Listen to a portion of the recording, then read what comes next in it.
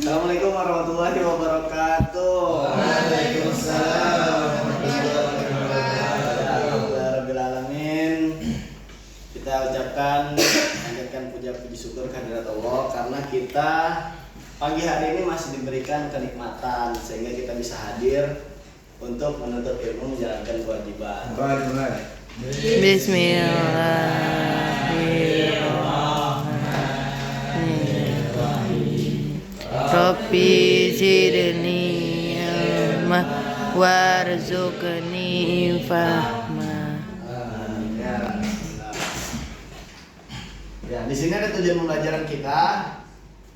Tujuan pembelajaran kita adalah menjelaskan adab terhadap orang tua, menjelaskan adab terhadap guru, menjelaskan dalil nakli tentang menghormati orang tua dan guru, serta menganalisis adab terhadap orang tua dan guru. Bismillahirrahmanirrahim. Wa qada rabbuka Allah. alla ta'budu illa iyyahu wa bil walidayni ihsan. Imma yablughanna indaka al-kibara ahaduhuma aw kilahuma wala taqul lahuma Apa? Patuh. Patuh. Tua. Kita taruh di 4. Patuh. Gak boleh berkata Pada orang tua. Emang benar itu. Emang gitu. Kalau berkata A berarti apa itu? Jangan nggak boleh bentar. Tidak boleh bernada tinggi. Tadi katanya Iya.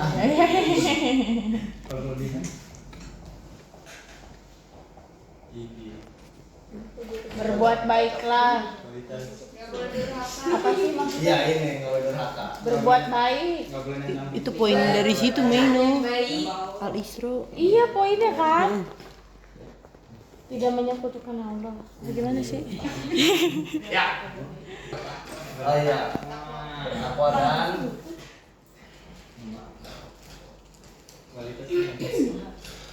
berbakti. Berbuat baik.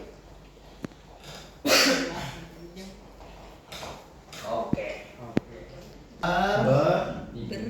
Bersyukur.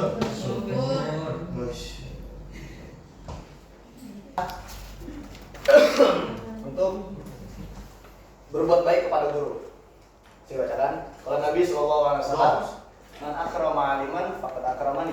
Wa man akramani faqad akramallah, wa man akramallah fa ma'wahul jannah. Artinya, barang siapa yang memuliakan orang alim atau guru, maka ia telah memuliakan aku, Nabi. Dan barang siapa yang memuliakan aku, Nabi, maka ia telah memuliakan Allah. Dan barang siapa yang memuliakan Allah, maka tempatnya adalah di surga. Kita baca sejarah daripada hadis ini. Hadis ini diucapkan oleh Nabi ketika Nabi itu sedang mengajarkan halaqah kepada sahabatnya. Namun salah satu sahabatnya ini ada yang keluar dari halaqah ini tanpa izin Nabi Muhammad SAW. Maka ketika selesai halaqah ini dalam keadaan duduk biasa atau majelis biasa, Nabi mengucapkan hadis ini. Jadi seperti itu, untuk memuliakan seorang guru saking mulianya, bahkan ketika kita keluar dari halaqah tanpa izin pun keluarlah hadis ini, saking kita disuruh memuliakannya seorang guru. Wa fil walidain wasatullah fi saktil walidain. Karena orang tua kita di rumah adalah orang tua kita yang melahirkan kita, yang membesarkan kita, yang menafkahkan kita, dan orang tua kita yang mendidik kita secara agama, secara ilmu adalah guru-guru kita. Dan semuanya adalah kategori masuk ke dalam orang tua kita. Maka ridho kedua orang tua kita adalah ridho Allah. Ridho Allah tergantung ridho orang tua, dan murkanya Allah juga tergantung pada murka orang tua kita. Maka dari itu, dari hadis ini, marilah kita sama-sama untuk menjalankan semua yang telah saya sampaikan tadi, untuk berbakti kepada kedua orang tua dan kepada guru, agar kita bisa mencapai keridhaan Allah. Bismillahirrahmanirrahim. Rabbi zidni ilman warzuqni fahman. Amin. Salam. Wassalam.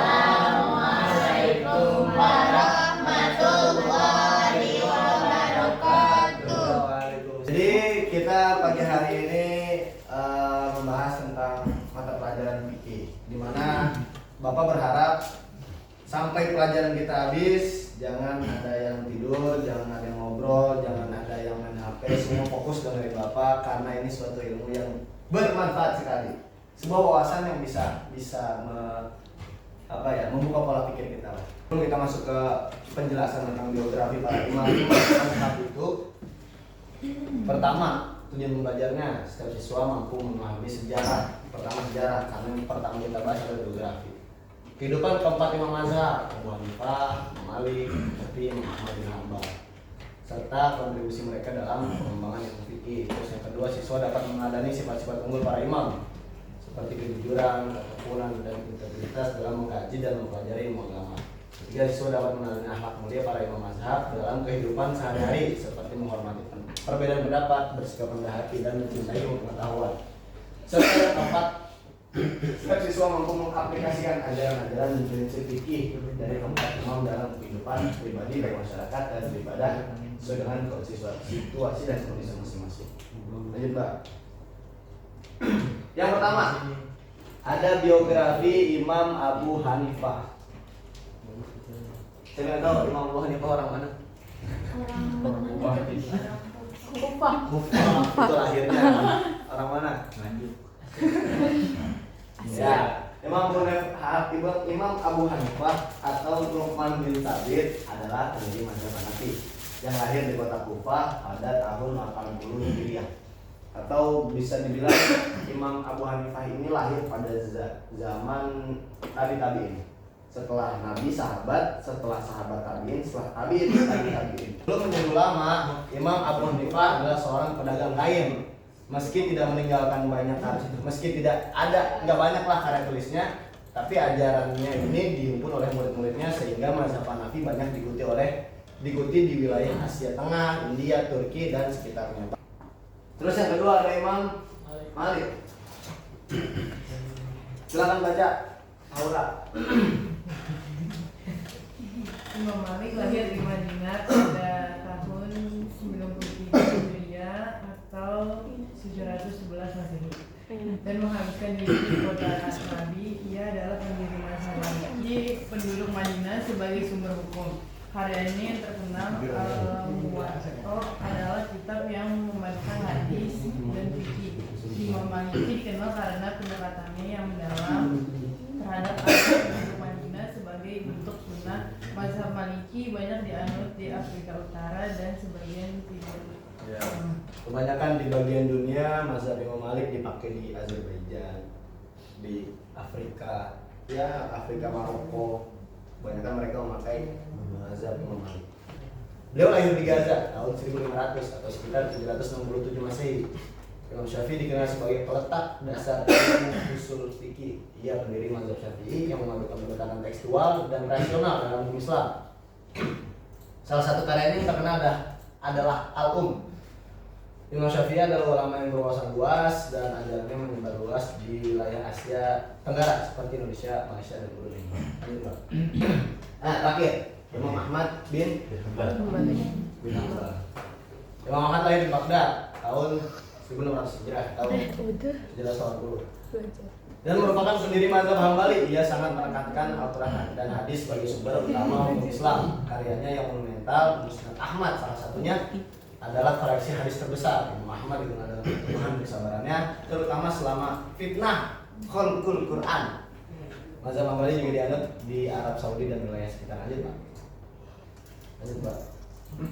Simpulan teladan dari keempat imam mazhab ini memberikan kontribusi besar terhadap perkembangan hukum Islam dan ajaran mereka terus menjadi pedoman bagi umat muslim hingga kini. Keempat kisah ini pula menunjukkan bahwa para imam mazhab tidak hanya unggul dari ilmu, tapi mereka juga mempunyai akhlak dan keteguhan hati yang dahsyat. Mereka adalah teladan bagi umat Islam dalam menghadapi berbagai ujian hidup dengan iman dan keberanian. Quotes of the day.